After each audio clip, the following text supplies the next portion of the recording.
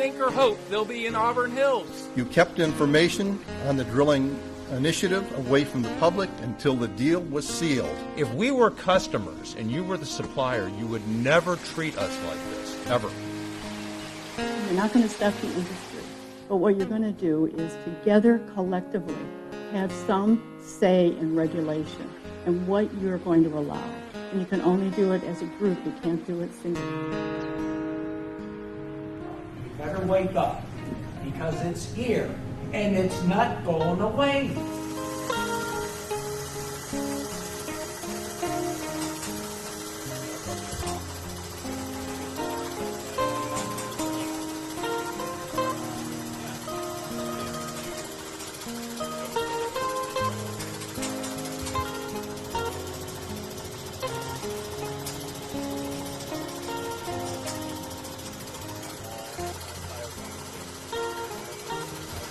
There is a new wave of exploration going on through the southeastern Michigan. You are maybe getting into some more urbanized areas because all of the stuff out in 160-acre fields has been found.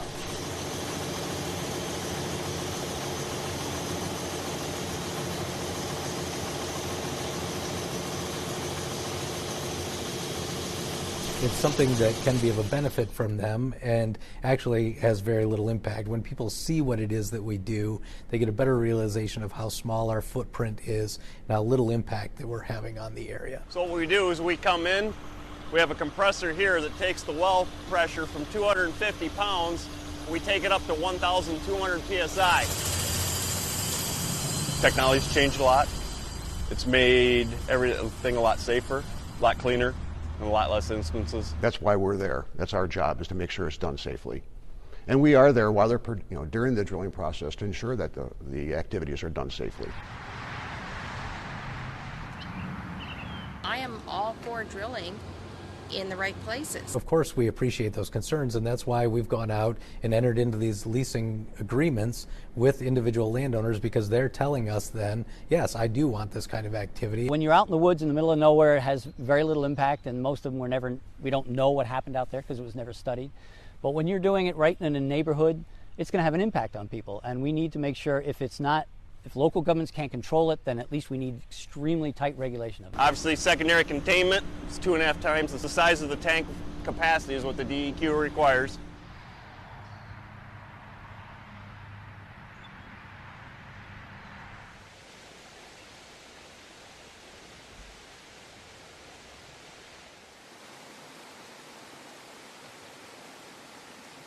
You're going to make $3,000 a year. No, you're not. You're lucky if you're going to make $300 a year.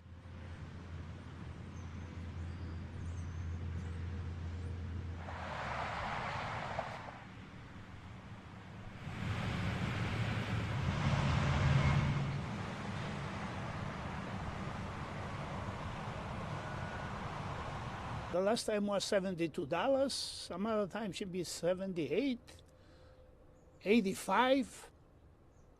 No big deal. And they're not putting any derricks or anything in your backyard. I would say, yeah, it's more. It hasn't changed our landscape or anything like that, and it hasn't really changed my life.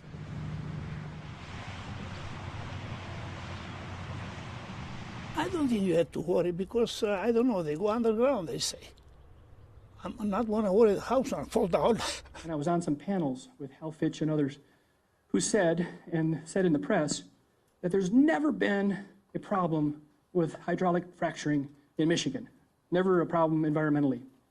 And I thought back to the many days I spent working for the DEQ, cleaning up frac truck spills, pipeline spills, all kinds of things.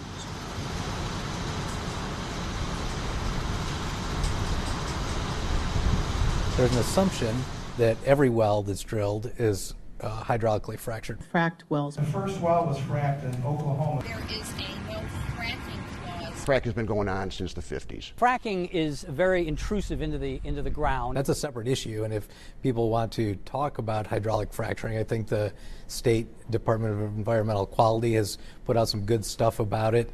They've done some meetings down here where they talk to people about hydraulic fracturing, but it really doesn't pertain to anything that we're doing here. The large-scale fracking is the horizontal fracking that most people associate with fracking, but there's also shallow fracking they've been using since the 50s. That uses the same chemicals, it uses far less water, but when you're doing it in communities, the potential for accidents is still very high. So that's where my issue comes with that.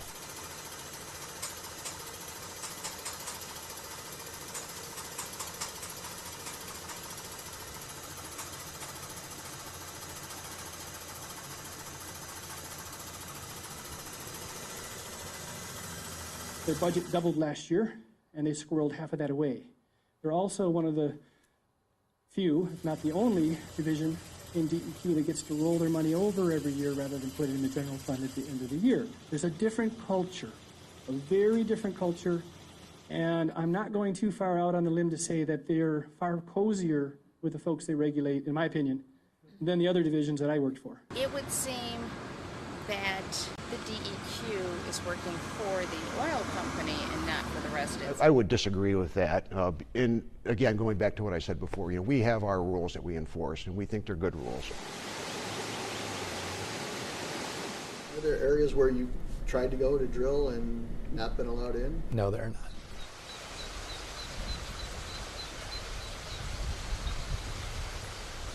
This is a huge mistake you guys are embarking on.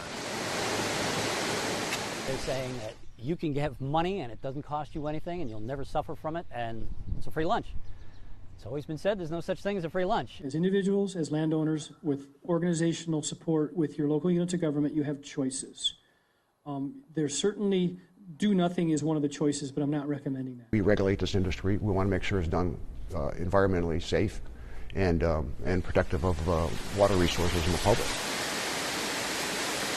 We appreciate people's fear of the unknown, that they're unsure about what our activity is going to look like and who we are. We know that there's only going to be a small number of those people that we're going to convince that their fears are untold. But in the end, there is a smaller, quieter group that's sitting there in the audience that does get the facts that they need.